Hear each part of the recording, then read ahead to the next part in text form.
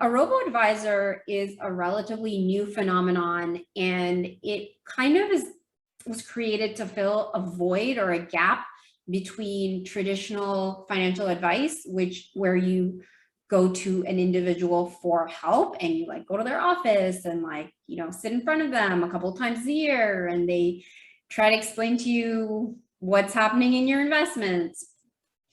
A kind of a model that especially younger people and millennials have really not enjoyed.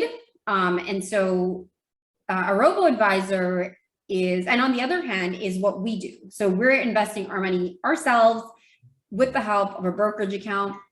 And, there's no advice given, okay? I am the closest thing. I'm teaching you how to do it. But between that, let's say you're a millennial who doesn't want to go to an advisor or whoever, but you don't know how to invest your own money, like you haven't taken this course, a robo-advisor would probably be a good option. However, she's asked for pros and cons. So I'm going to explain to you the pros and cons as it pertains to someone who has studied investing in this program.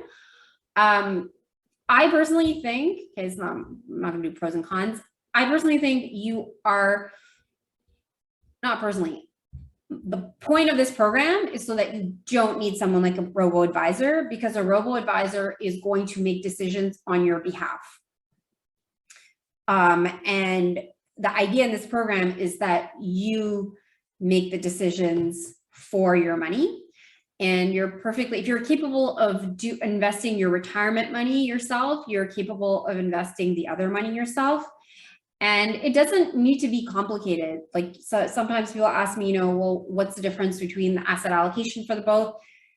It can be the same.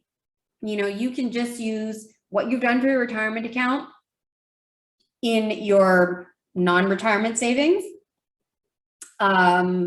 If it's appropriate. Otherwise, what you could do is, or to make sure that it's appropriate, you would answer the risk tolerance questionnaire for the non-retirement money, assuming that you have a goal, a non-retirement goal.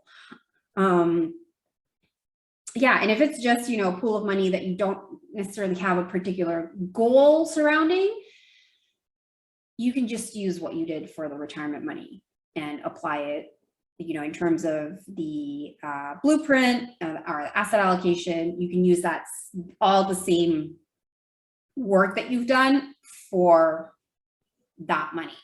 And what are some of the advantages of doing it yourself? Well, these robo-advisors, although they are usually cheaper than going to an actual human advisor, they still charge money.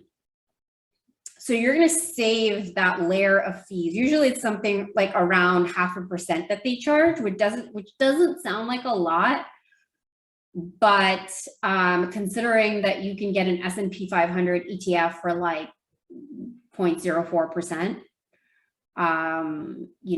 paying 0.5%, so paying 0.5% is actually a lot. And over time, it does compound and it does make a difference. And, if you have the knowledge, which I think you do, and you don't feel confident because it's been a while since you've looked at the program, you can always hop back in and sort of refresh your memory and go through the new program. That's the other thing. When Tejal was here, when I first started, we dropped an upgrade, which you have access to.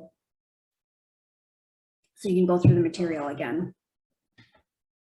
To refresh your memory to do this, to manage the non-retirement money yourself instead of using a robo-advisor. Because the robo-advisor, they're going to ask you to answer a risk tolerance questionnaire like we do, and then they're going to put you in a category, and that's kind of it. And then they're going to manage your money for you based on whatever questions you answer or whatever your answers are. And so you don't have a ton of say in terms of how your money is managed. And the whole point of this program is for you to be in the driver's seat. So, you know, driver's seat, be in the driver's seat and save money at the same time. So hopefully that was helpful, Tejal.